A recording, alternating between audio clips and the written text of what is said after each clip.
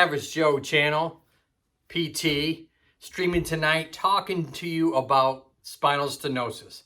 Now, what is spinal stenosis? Essentially, as a physical therapist would talk about it, it's essentially the canals that come down through your spine where the nerves go through. Now, as you get older, some arthritis can build up and it can kind of narrow that canal down. And as that nerve comes through, it can get pinched. Next thing you know, it gets inflamed and swollen.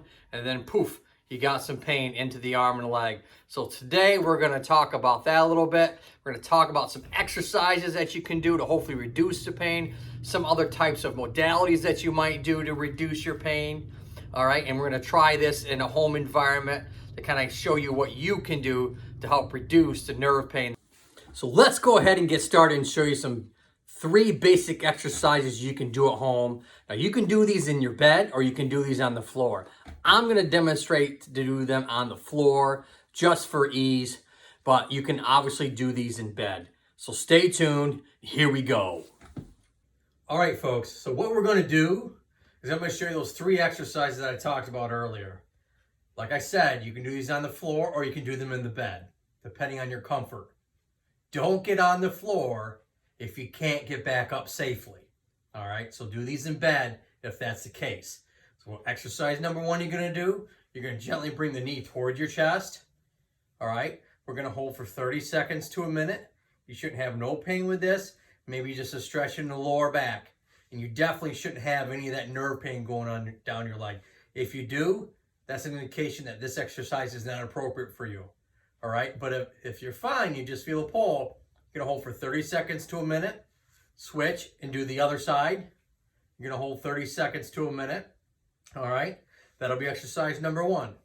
Exercise number 2, you're gonna take that one leg and bring it over the top of the other one. You're gonna take both hands and you're gonna gently pull it to the opposite shoulder. So your right knee goes to the left shoulder. Same thing, 30 seconds to a minute.